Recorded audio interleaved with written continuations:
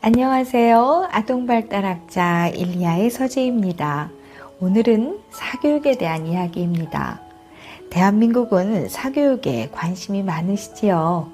사실 미취학 연령대부터 미술, 피아노, 발레, 태권도, 수영 등 예체능을 참 많이 합니다.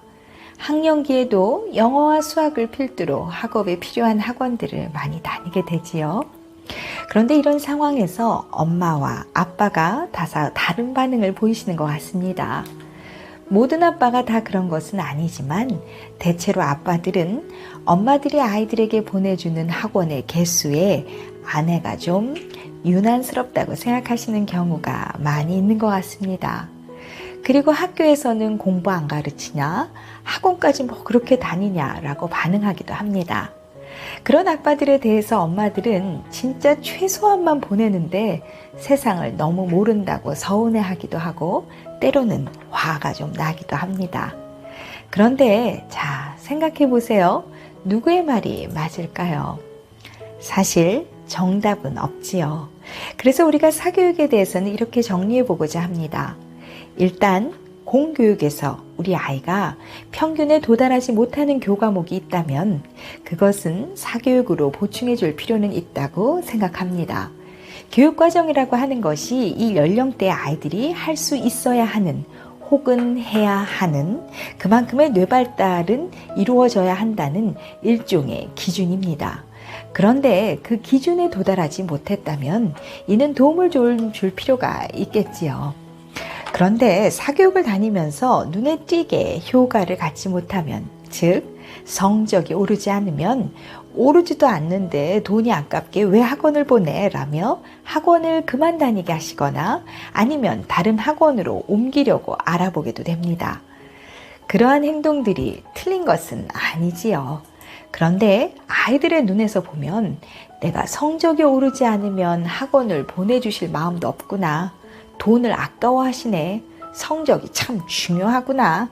즉 자녀는 자신에 대한 부모의 사랑을 좀 왜곡하게 됩니다. 내 성적이 좋아야 투자를 해주신다라는 조건적 사랑의 논리가 형성되는 것입니다. 학원을 보내는 가장 핵심적인 이유는 물론 성적을 올리는 것입니다. 그러나 그보다 더 선제되어야 하는 목적은 학원을 다니는 그 과정에서 배우는 것들이 있다는 것입니다. 이것은 학업의 목적과도 동일한데 지루하고 하기 싫어도 어떤 날은 가고 싶지 않고 어떤 날은 집에서 쉬고 싶기도 하고 그 힘든 과정을 꾸준히 성실하게 해내는 것, 이것을 배우기 위해서 학원을 보내는 것이지 성적 자체만을 가지고 학원을 보내는 것은 다소 목적에서 벗어나게 됩니다. 어떤 분들은 다소 뜬구름 잡는 이야기라고 생각하실 수 있겠습니다. 그러나 그럼에도 불구하고 말씀드립니다. 아이들의 배움은, 학원에서의 배움은 결과적 성취가 핵심이 아니라 그 과정을 부각하는 것이 맞습니다.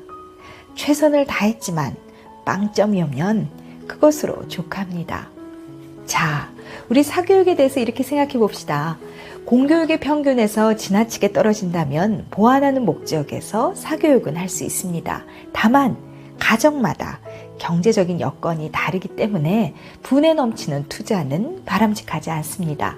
특히 지나친 투자를 자녀에게 하면 그만큼의 효과를 얻으려고 자녀에게 지나치게 요구를 하는 경우들이 있습니다.